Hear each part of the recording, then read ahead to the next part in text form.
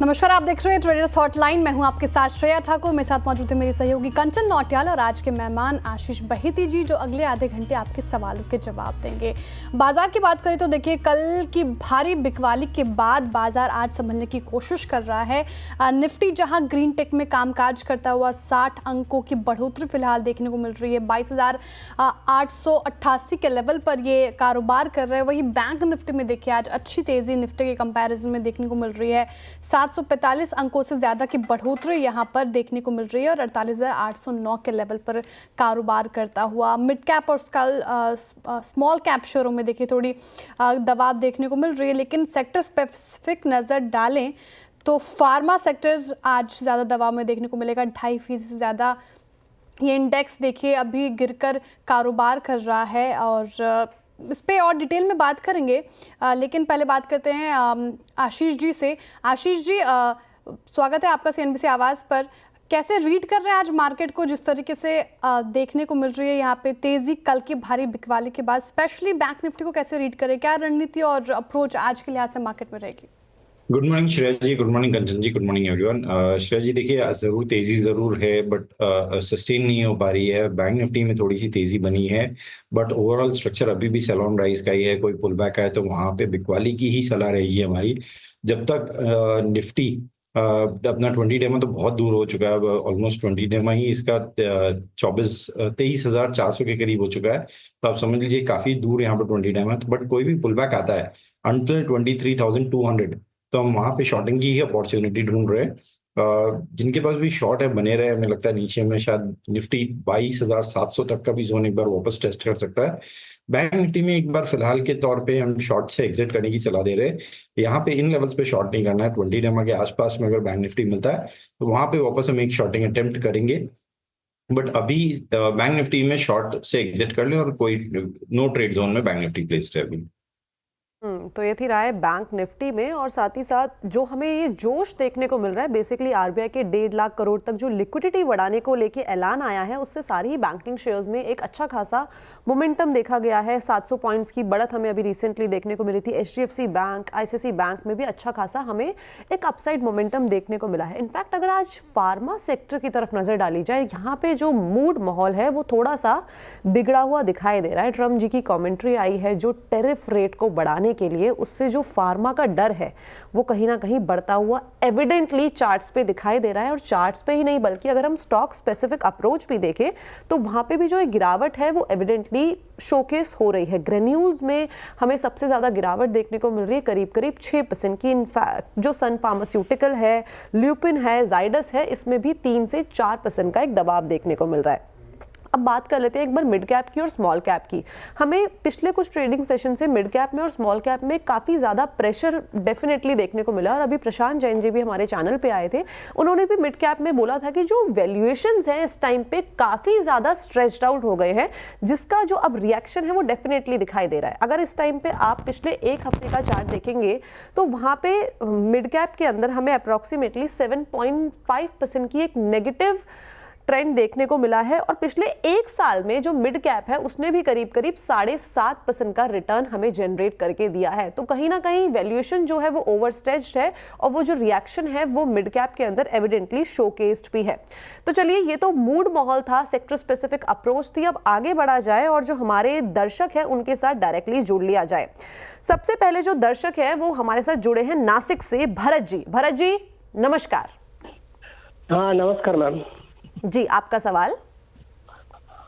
Ma'am मेरे पास Tanla platforms के 51 shares है एट द रेट ऑफ 947 और लॉन्ग टर्म व्यू है मेरा मोर देन 1 ईयर्स। अभी तो बहुत ज्यादा लॉस हो चुका है मैम। या आपने तो काफी हायर लेवल पे भी खरीदारी कर ली है, मतलब 1086 का तो इसका वो है और 52 हफ्ते का हाई है और उसी टाइम पे आपने खरीदारी करी। मतलब आपको किसी आपके पर्सनल फाइनेंशियल एडवाइजर ने सलाह करी थी या आपने चार्ट्स देख के लिया था? नहीं मैम, चार्ट देख के लिया था, हायर लेवल पे ही लिया गया, स्टॉप लॉस भी मेंटेन नहीं हो पाया कुछ रीजन के लिए। और अभी इसके नतीजे भी आए थे तो वहां पे भी जो कंपनी की प्रॉफिटेबिलिटी है उसमें भी 16% की हमें गिरावट देखने को मिली है YoY बेसिस पे, और साथ ही साथ जो बाकी के नंबर्स भी है उसमें भी इतना ज़्यादा हमें अच्छा मोमेंटम नहीं देखने को मिला है। पेन डेफिनेटली देखने को मिला है और उसके बाद इसने अपने 52 हफ्ते के लो को भी टच कर लिया था। लेकिन बहेती सर 900 950 के आसपास की खरीद है, एंड टू बी स्पेसिफिक मैं बताऊं तो 947 के भाव पे खरीदारी की गई है, और जो ये करेक्ट है शेयर इस टाइम पे होके आ गया है 540 के भाव पे। आगे की ट्रेजेक्टरी चार्ट्स पे किस तरीके की दिखाई दे रही है तानला के अंदर? जी कंचन जी, देखिए चार्ट्स में जैसे आपने भी बताया काफी प्रेशर बना हुआ है, और एक सिर्फ सलाह देना चाहूंगा इनको कि अगर आप मिड कैप स्टॉक्स में जब चेस कर रहे हैं और जब हाई मोमेंटम वाले स्टॉक चेस कर रहे हैं तो वहां स्टॉप लॉस जरूर मेंटेन कीजिए। आप भले ही कोई भी स्टॉक ले रहे हैं, देखिए ऑलमोस्ट 50% से 40% से करीब इनका कैपिटल एरोड हो चुका है स्टॉक में, और पिछले 5 दिनों का अगर आप चार्ट देखोगे तो कोई रिस्पाइट नहीं है, continuously stock one way fall देखने मिल रहा है, और एवरी डे ऑलमोस्ट 4 से 5% की गिरावट इसमें देखने मिल रही है। आज भी 5% का फॉल बना हुआ है, तो सेलिंग काफी क्लियरली विजिबल है चार्ट्स में, और हमें लग रहा है कि शायद यहाँ से इवन 500 तक का भी जोन टेस्ट कर सकता है। बट सिंस इस पॉइंट पर हमारी इनको एग्जिट करने की सलाह नहीं रहेगी, हमारी सलाह रहेगी सिंस इनका व्यू लॉन्ग टर्म का होल्ड करे, क्योंकि स्टॉक ने मार्च 23 में भी एग्जैक्टली यही जोन से एक सपोर्ट लेकर बाउंस बैक दिया था। तो यहाँ पे पोजीशन को होल्ड करे, जो इन्हें स्टॉप लॉस मेंटेन करना चाहिए वो 500 का ही एसएल मेंटेन कर, अगर उसके नीचे जाता तो फिर शायद इन्हें एक हार्ड एग्जिट लेना पड़ेगा। बट ओवरऑल हमें लग रहा है शायद यहाँ से एक पुल बैक एंटिसिपेट कर सकते हैं अगर मार्केट थोड़ा सा भी रिकवर होता है तो। ठीक है, फिलहाल 500 का स्टॉप लॉस मेंटेन करके चले तानला प्लेटफॉर्म्स में, फिलहाल तो होल्ड। अगर 500 का लेवल ब्रीच करता है नीचे साइड पे तो फिर एक एग्जिट की सलाह रहेगी। चलिए आप बात करते हैं कैनरा बैंक के मैनेजमेंट से। तीसरी तिमाही के में बैंक के ब्याज यानी इंटरेस्ट और रेवेन्यू 3% घटी है, लेकिन मुनाफा देखें, प्रॉफिट देखें तो उसमें 12% की बढ़ोतरी देखने को मिल रही है। एसेट क्वालिटी में भी अच्छा सुधार देखने को मिला है, लेकिन निम्स पर दबाव रहा। नतीजों और ग्रोथ आउटलुक पर बातचीत करने के लिए हमारे साथ जुड़ रहे हैं बैंक के ईडी हरदीप सिंह अहलूवालिया जी। हरदीप सिंह जी, बहुत बहुत स्वागत है आपका CNBC आवाज़ पर। Good morning sir. सबसे पहला सवाल, जैसा कि मैंने इंट्रो में भी कहा, नंबर तो डिसेंट ही रहे सर, लेकिन निम्स पर कॉन्ट्रैक्शन देखने को मिला है 15 basis point quarter on quarter basis. क्या लग रहा है सर, इसके पीछे की वजह क्या रही? क्या फैक्टर्स रहे जिसमें निम्स में कॉन्ट्रैक्शन देखने को मिल रहा है? साथ ही आप क्या स्ट्रैटेजीज अब अपनाएंगे इसको सुधारने के लिए?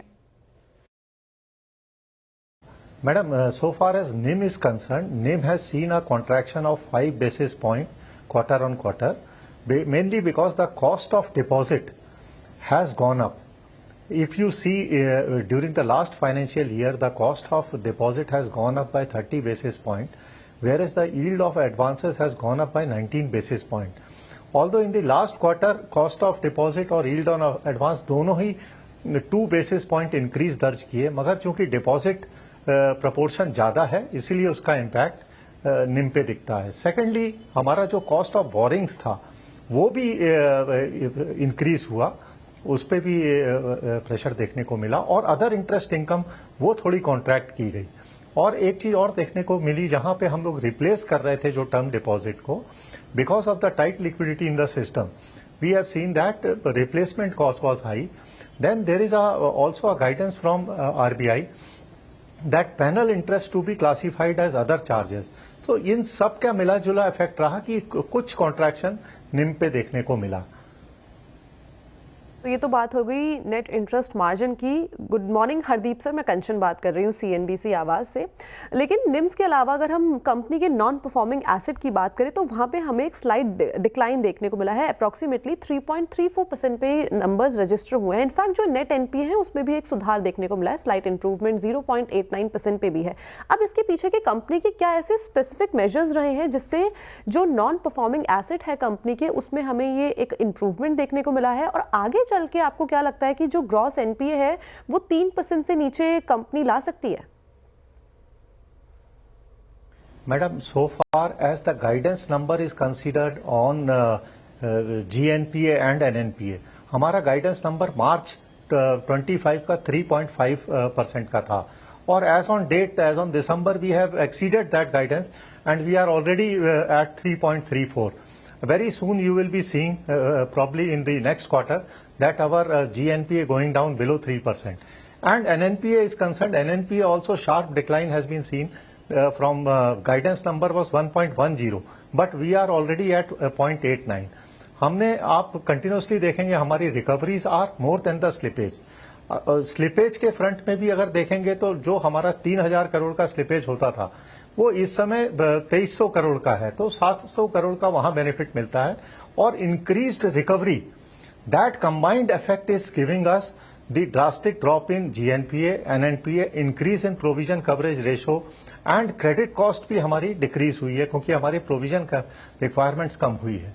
तो asset quality numbers really it's very good so far as Canara bank is concern.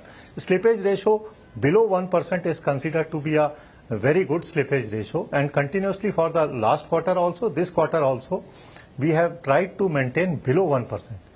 So asset quality में बहुत ही अच्छा सुधार देखने को मिला है. इसका कारण ये है कि हम लोगों ने जहां स्लिपेज को कंट्रोल किया, साथ ही साथ हम लोगों ने जो एग्रेसिव रिकवरी मेजर्स अडॉप्ट किए, चाहे वो सरफेसी की टाइमलाइंस को लेके हों, चाहे NCLT के लेके हुए, तो वहां पे हम लोगों ने देखा ये सब जो हम लोगों ने नए मेजर्स लिए रिकवरी के, तो उसका हम लोग को इफेक्ट देखने को मिला कि काफी अच्छा रिकवरी साइड में भी और स्लिपेज कंट्रोल पे भी इसका असर देखने को मिलता है. राजीव जी, आपने कहा कि स्लिपेजेस कम हुए हैं, रिकवरी ज़्यादा देखने को मिल रही है, साथ ही आपने अपकमिंग क्वार्टर्स के लिए भी थोड़ा सिनेरियो पेश किया है, तस्वीर साफ की है. लेकिन मैं डिटेल में जानना चाहूँगी सर, एसेट क्वालिटी तो अच्छी रही जो आपने बात की, लेकिन बहुत सारे एनालिस्ट मान रहे हैं कि सस्टेन करेगी कि नहीं, इस पर एक क्वेश्चन मार्क है. आपको क्या लगता है अपकमिंग क्वार्टर्स के लिए आपकी क्या स्ट्रैटेजी, क्या एक्सपेक्ट कर रहे हैं आप? ये सस्टेन करेगी क्योंकि अगर आप स्लिपेजेस को देखते हैं तो हमारा SMA लेवल भी रिड्यूस हुआ है. हमारा SMA लेवल अगर 6500 करोड़ लगभग कम हुआ है. इसमें से दो बड़े अकाउंट जो RINL और कालेश्वरम, जो कि जिसका टोटल वैल्यू 6500 करोड़ था, वो SMA से बाहर आ गया है. तो हम कोई कारण नहीं देखते कि हमारा स्लिपेज रेशो इस लेवल पे मेंटेन नहीं करे. सेकेंडली, अगर हम एसेट रिकवरी की तरफ देखते हैं, रिकवरी में हम लोग कंटिन्यूसली हमारा एंडेवर रहा कि हमारी रिकवरी स्लिपेज से ज्यादा हो. वो कंटिन्यूसली हम लोग मेंटेन कर रहे हैं. मंथ ऑन मंथ हम लोग स्ट्रेटेजी और टारगेटेड अकाउंट्स इस तरीके से लेते हैं ताकि ये रेशो हमारा कंटिन्यूसली मेंटेन रहे, और इसका इफेक्ट हमारी बैलेंस शीट में एसेट क्वालिटी में दिख रहा है. तो ये बात थी स्लिपेज रेशियो की. दो मैं आपसे अगला सवाल सर यही पूछना चाह रही थी स्लिपेज के बारे में, बट आपने ऑलरेडी उसको आंसर कर दिया है. लेकिन अगर हम आगे की बात करें, 4C की बात करें, तो आपको क्या लगता है कि कोई ऐसा स्पेसिफिक सेंटर है जहां पे हमें नियर टर्म में कोई पेन देखने को मिल सकता है या कोई स्ट्रेस देखने को मिल सकता है? और जो आपकी लोन बुक है साथ ही साथ वो कितनी ज़्यादा डाइवर्सिफाइड है हाई रिस्क सेक्टर में लाइक MSME और साथ ही साथ इंफ्रास्ट्रक्चर? देखिए, कॉर्पोरेट स्लिपेजेस आजकल मैडम नहीं होता, तो जनरली उसके कारण हम लोग को कोई एब्रप्ट शॉक देखने को नहीं मिलता. अगर ये 2300 करोड़ का स्प्लिट हम लोग देखते हैं तो हम लोग देखते हैं कि करीब 900 करोड़ हमारा MSME में स्लिपेज होता है, 800 करोड़ एग्रीकल्चर पे, रिटेल में 500 करोड़. मगर जो 3000 करोड़ का स्लिपेज जो होता था वो एवरेज अभी घट के 2300 करोड़ की हो गई, क्योंकि हमारा कोई कॉर्पोरेट स्लिप नहीं हो रहा, ना ही हमारा कॉर्पोरेट कोई SMA पे आ रहा, कोई नया कॉर्पोरेट. तो इसीलिए हमारा को उसका बेनिफिट मिल रहा.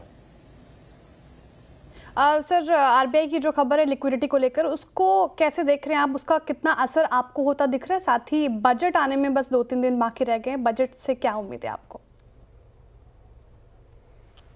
RBI का जो VRR ऑक्शंस पे पार्टिसिपेशन और बॉन्ड परचेज का जो 50,000 का ऑफर है, so cumulatively we are targeting that banking industry as a whole will be benefited by 1.5 lakh crores liquidity. So it's a very welcome step because interest rates, already tight liquidity was seen and interest rates were going up, particularly in the bulk deposit rates.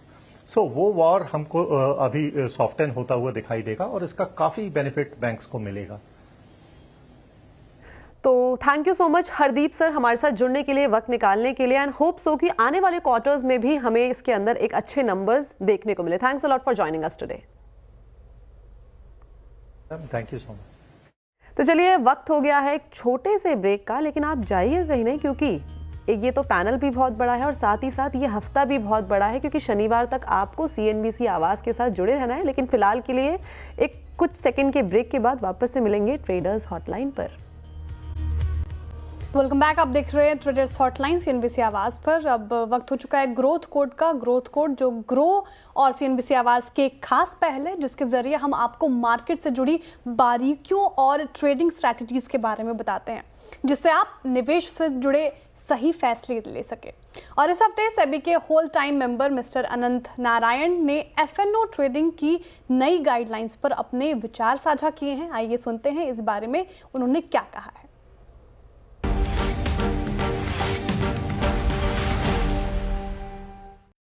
Overtrading, particularly on expiry day index options, was creating the possibility of more systemic risk with an increase in the overall market risk right up to the time of the expiry.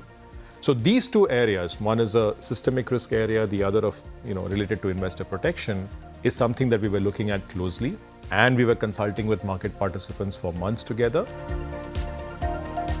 Our consultations told us that the issue really boiled down not to the broad swathe of derivatives, but specifically to the issue of index options trading on expiry day.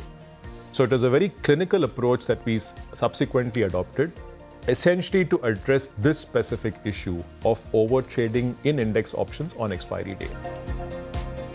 On October 1st, 2024, we announced a series of 6 steps to address this. 5 out of those were directly aimed exactly at this, curbing overtrading in index options on expiry day. Now, the impact of those steps are still playing out. We will watch the data very closely to see how things stabilize. As and when we come to a conclusion on what the impact of these 6 steps have been, if further steps are necessary, both for market development as well as for investor protection, we will take steps accordingly. So at this point of time, nothing is planned. We will see what the data shows, and then we will take the steps further. But there should be no doubt about SEBI's broad objectives here. We want a sustained FNO market that is conducive to capital formation in the country. At the same time, we want to ensure investor protection, and we want to ensure systemic stability. And we will continue to work along these lines in consultation with all market participants.